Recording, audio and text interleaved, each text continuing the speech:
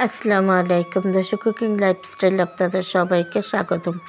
আশা করছি আপনারা সবাই ভালো আছেন। আমি আলহামদুলিল্লাহ ভালো আছি। দেশ ও দেশের বাইরে যে যেখান থেকে আমার আজকের ভিডিওটি দেখছেন, আপনাদের সবাইকে জানাই আন্তরিক প্রীতি ও শুভেচ্ছা।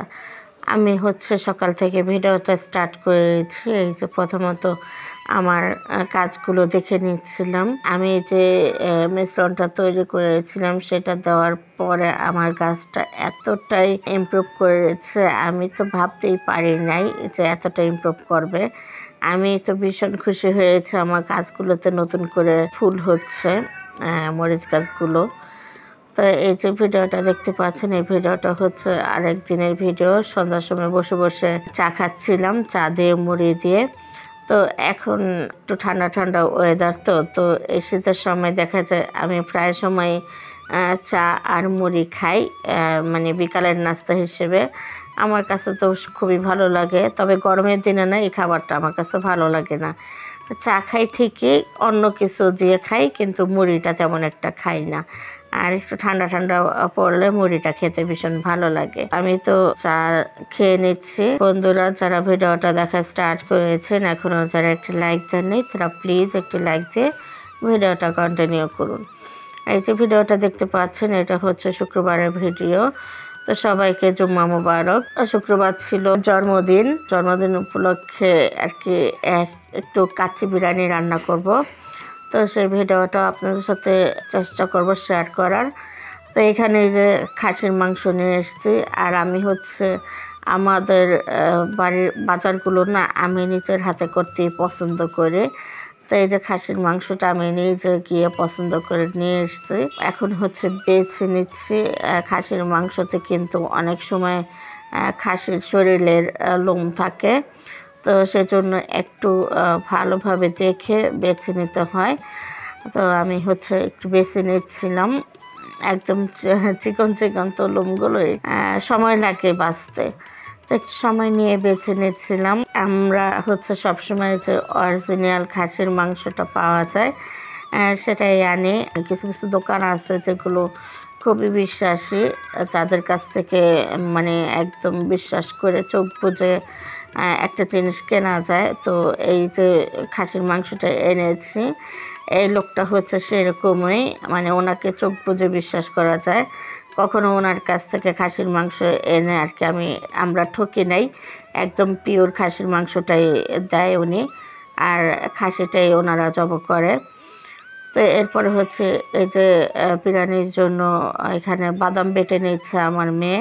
আর দেখুন কত ছোট্ট একটা কিউট পাটা, এটা কি আমার ভাগ্নির জন্য আনা হয়েছে কিনে, কারণ এই যে একটু হালকা পাতলা বাটাবাটি ওরা করতে পারে, আর বড় পাটাগুলো ওরা কিন্তু নাড়াতেই পারে না, অনেক কষ্ট হয় ওদের। তো আমার ভাগ্নির জন্য ছোট একটা পাটা আনা হয়েছে, আর আমার মেয়ের জন্য একটা ছোট বটি। তো বাচ্চাদের সুবিধা হয় যেভাবে, সেভাবে আর কি জিনিসপাতি কিনে দেই। আর এই যে এদিকে আমি মাংসটা ম্যারিনেট করব। তো আজকে বিনা পয়সায় একটু প্রমোট করে দিলাম। এই যে রাঁধুনি যে কাচ্চি বিরিয়ানি মশলাটা, এই মশলাটা দিয়ে রান্না করতেছি। তো প্রথমত এক প্যাকেট মশলা সম্পূর্ণ দিয়ে দিয়েছি, এরপরে দিয়েছি স্বাদ মতো লবণ, দিয়ে দিয়েছি মরিচ গুঁড়ো 2 চা চামচ, এখানে পেঁয়াজ দিয়ে দিয়েছি স্লাইস করে কেটে, এরপর আদা রসুন পেস্ট দিয়েছি, সরিষার তেল। এখন খুব ভালোভাবে নেড়ে চেড়ে মাখিয়ে নেব। আর অফ ক্যামেরা আমি এখানে টক দই টমেটো সস দিয়ে দিয়েছি, তো সেটা আর কি ভিডিও করা হয় নাই। তো মাংসটা ম্যারিনেট করে আমি প্রায় 1.5 ঘন্টার মতো রেখে দিয়েছিলাম। তো এই মাংসটা ম্যারিনেট করে যতটা বেশি সময় ধরে রেখে দেওয়া যাবে ততই ভালো। তো আমাদের হাতে সময় তেমন একটা ছিল না, যার কারণে 1.5 ঘন্টা রেখেছি। আর যেহেতু আমি মাংসটা আলাদা করে কষিয়ে নিব, সেজন্য 1.5 ঘন্টাই আমার জন্য যথেষ্ট। মাংসটা যদি কাঁচা অবস্থায় রান্না করতাম, বিরিয়ানি করতাম, ওই যে আছে না, মাংসটা কাঁচা অবস্থায় নিচে দিয়ে তারপরে উপরে চাউলের লেয়ারগুলো দেওয়া হয়, ওইভাবে করলে দেখা যায় অনেকটা বেশি সময় নিয়ে মাংসটা ম্যারিনেট করে রাখতে হয়। তো যেহেতু আমি মাংসটা কষিয়ে এনেছি, সেজন্য আমার জন্য 1-1.5 ঘন্টাই এনাফ। তো এখন হচ্ছে মাংসটা বসিয়ে এখানে গরম মশলা দিয়ে দিয়েছি, এলাচ, দারচিনি, লবঙ্গ, সাথে তেজপাতা দিয়েছি আর দিয়ে দিলাম কাঁচামরিচ। আর এখানে কিন্তু আমি মাংসটা বসানোর আগে পেঁয়াজ ভেজে নিয়েছি, সরিষার তেল আর সয়াবিন তেল দিয়ে পেঁয়াজটা ভেজে নিয়েছি। এরপরে কিছুটা পেঁয়াজ বেরেস্তা তুলে রেখে এরপর মাংসটা দিয়ে দিয়েছি।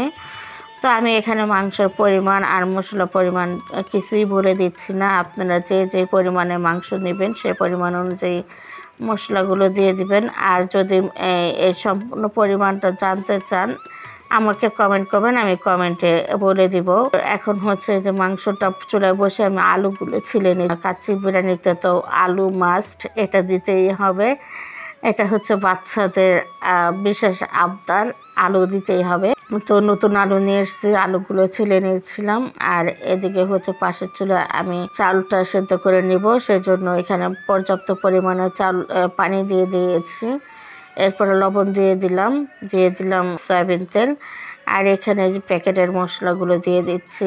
এই প্যাকেটের মশলার মধ্যে শাহি জিরাটা খুবই কম ছিল, একদম সামান্য পরিমাণে ছিল। এরপরে আমাদের বাসায় ছিল শাহি জিরা, সেটা দিয়ে দিয়েছি কিছুটা।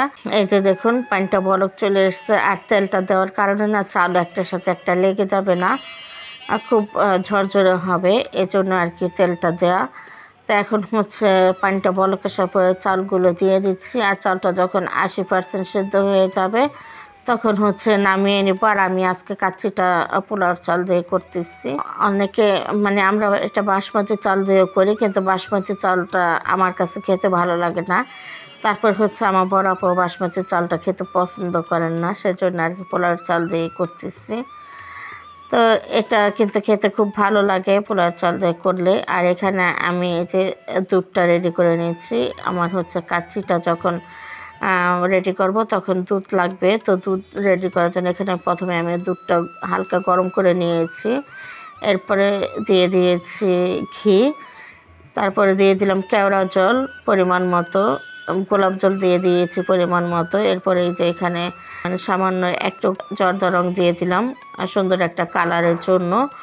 তো এইখানে অনেকে দেখা যায় কেশর ইউজ করেন, তো আমাদের বাসাতে কেশর ছিল না, সেজন্য জর্দা রং দিয়েই আর কি কালারটা করে নিয়েছি। তো এখন হচ্ছে আমি লেয়ার বাই লেয়ার দিয়ে বিরিয়ানি প্রসেসিংটা করে নেব। তো এই যে ডিম সেদ্ধ করে নিয়েছি। এখন হচ্ছে প্রথমে হাঁড়িতে আমি কিছু তেজপাতা দিয়ে দিয়েছি।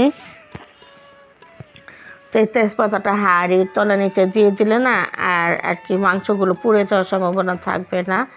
আর আমি এখানে হচ্ছে মাংসগুলো দিয়ে দিচ্ছি, হাড়গুলো নিচে দিতেছি আর মাংসগুলো উপরের সাইড করে দিতেছি। এতে করে যদিও পোড়া লেগে যায় তাহলে হাড়গুলো পোড়া লাগবে, মাংসটা ভালো থাকবে।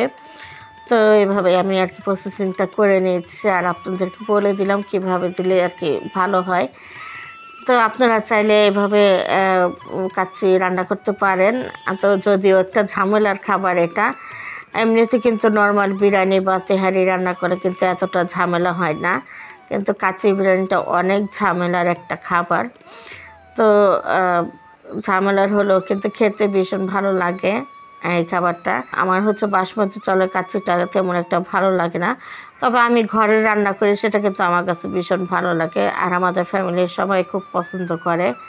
আর এই কাচ্চিটা খেয়ে আপনাদের ভাইয়া ভীষণ খুশি হয়েছে, বলতেছে কাচ্চিটা অনেক মজা হয়েছে, একদম পারফেক্ট হয়েছে। তো এই যে আমি প্রথমে মাংস দিয়ে দিয়েছি, এরপর মাংসের উপরে চাল দিয়ে দিয়েছি, এরপরে দিয়ে দিয়েছি ওই যে জর্দা রং গুলিয়ে রেখেছিলাম দুধ, মানে দুধের মিশ্রণ, সেটা দিয়ে দিলাম।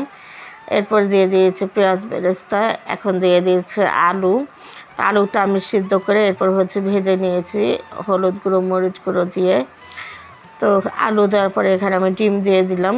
তো এরপরে দিয়ে দিচ্ছি আলু বোখারা দেওয়ার পরে দিয়ে দিলাম কিছু কিশমিশ। তো এখন আমি এখানে আবার একটা মাংসর লেয়ার দিয়ে দিব। তো এভাবে লেয়ার বাই লেয়ার দিয়ে সম্পূর্ণ প্রসেসিংটা করে নিয়েছি। তো সম্পূর্ণ ভিডিওটা আপনাদের সাথে শেয়ার করতেছি না, এতে করে ভিডিওটা অনেক বড় হয়ে যাবে। এমনিতেও কিন্তু ভিডিওটা অনেকটা বেশি বড় হয়ে গেছে। তো বন্ধুরা যে যতটুকু, তো বন্ধুরা যে যতটুকু সময় হাতে পান আমাকে দিবেন, মিনিমাম ওয়াচ টাইমটুকু আমাকে দিবেন, তাহলেই আমি খুশি। আমি কখনোই কাউকে বলি না আমার ভিডিওটা ফুল ওয়াচ করতে। তো ইদানিং হচ্ছে আমার কিছু বিশ্বস্ত আপু, উনি হচ্ছে ভিডিওটা না দেখে কমেন্ট করে, আর হচ্ছে ওনার কমেন্টটা স্প্যাম কমেন্ট হিসেবে শো করে আমার ওয়াইটি স্টুডিওতে। তো আমি হচ্ছে ওনার কমেন্টের রিপ্লাইটা দেই না, দিতে গেলে দেখা যায় আমার চ্যানেলের অনেক ক্ষতি হয়ে যাবে। এমনিতেই তো স্প্যাম কমেন্ট আসলে আমার চ্যানেলের জন্য অনেক ক্ষতি হয়ে যায়। তো এরপরে যদি আমি স্প্যাম কমেন্টের রিপ্লাইগুলো দিই তাহলে সেক্ষেত্রে আরও বেশি ক্ষতি হয়ে যাবে। সেজন্য আমি তার কমেন্টের রিপ্লাইটাও দেই না, আর তার কমেন্টটা আমি রিমুভ করে দিয়েছি। তো আমি কিন্তু সবাইকেই বলি আপনাদের হাতে যতটুকু সময় থাকে ওই সময়টুকুই আপনারা আমাকে দিবেন। আমি কিন্তু কখনোই কাউকে বলি না যে আমার ভিডিওটা সম্পূর্ণ ফুল ওয়াচ করুন। কেন উনি এই কাজটা করলেন আমি বুঝলাম না।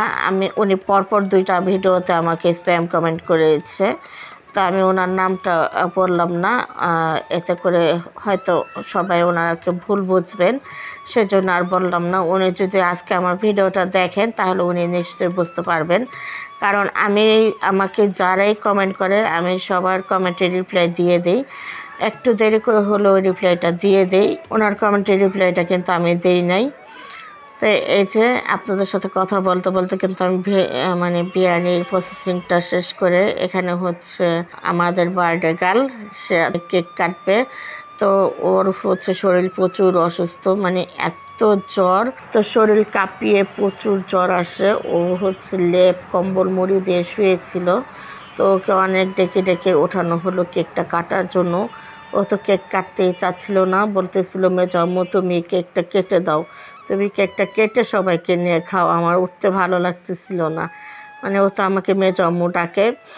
তো তারপর অনেক বুঝিয়ে সুঝিয়ে উঠালাম, তারপর হচ্ছে এই যে বসেই আছে, আর মানে উঠে যে সবাইকে একটু খাইয়ে দিবে সেটাও পারতেছে না। তো ওর বড় আব্বু গিয়ে ওর হাত থেকে খেয়ে নিল, বলতেছে সবাই একটু আমার কাছে আসো আমি একটু খাইয়ে দেই। তো কতটা মানে অসুস্থ বুঝতেই পারছেন। তো আপনারা সবাই আমার মামুনিটার জন্য দোয়া করবেন, ও যেন তাড়াতাড়ি সুস্থ হয়ে যায়।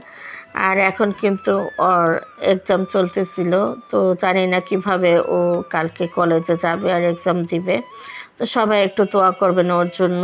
আর এই যে আমরা হচ্ছে রান্নাবান্না শেষে খাওয়া দাওয়া করে নিচ্ছি, সবাই তো বসে গেছে খাওয়া দাওয়া করার জন্য। আমি তো আমার জন্য খাবারটা নিয়ে নিয়েছি, তো এখন খেয়ে নিচ্ছে। বিরিয়ানিটা কিন্তু সত্যি খেতে ভীষণ মজা হয়েছে। তো যারা যারা কাচ্চি লাভার আছেন চলে আসুন আমার বাসায়, সবাইকে খাওয়াবো। আমি তো লেবু নিয়েছি, শসা নিয়েছি আলু, ডিম, তারপর হচ্ছে মাংস নিয়েছি। সবাই মিলে খাওয়া দাওয়া করতেছি, খুব ভালো লাগতেছে। তো বন্ধুরা আজকের মতো এ পর্যন্তই। আগামী ভিডিও দেখার আমন্ত্রণ জানিয়ে আজকের মতো বিদায় নিয়ে নিয়েছি। সবাই ভালো থাকবেন, সুস্থ থাকবেন, অবশ্যই নিরাপদে থাকবেন, আর আমার জন্য দোয়া করবেন। আমিও আপনাদের জন্য দোয়া করি। আল্লাহ হাফেজ।